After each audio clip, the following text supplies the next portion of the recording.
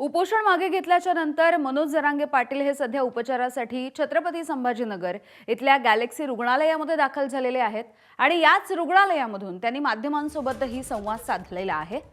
राष्ट्रवादीचे नेते धनंजय मुंडे यांच्यावरती त्यांनी पुन्हा एकदा याच वेळेला निशाणा साधलाय। बीड आणि जालन्यामधल्या अनेक प्रकरणांवरून जरांगेंनी धनंजय मुंडे यांच्यावरती गंभीर आरोप केले।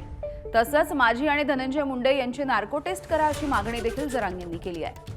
जरांगेंच्या टीकेनंतर आता नव्या वादाला तोंड फुटण्याची शक्यता आहे।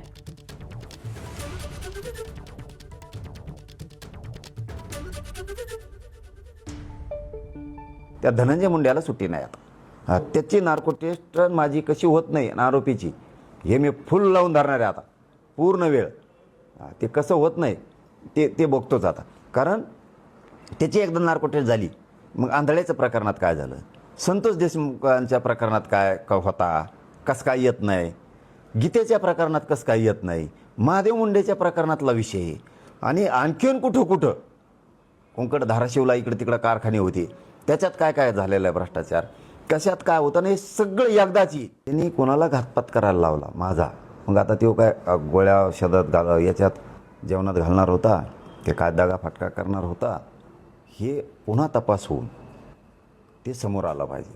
आणि त्याच्याशी बोलणं झालं आहे त्या आरोपींचं, कोणी प्रत्यक्ष जाऊन बोलत होते, कोणी फोनवर बोलत होते, मग त्यो याच्यात कसं काय नाही।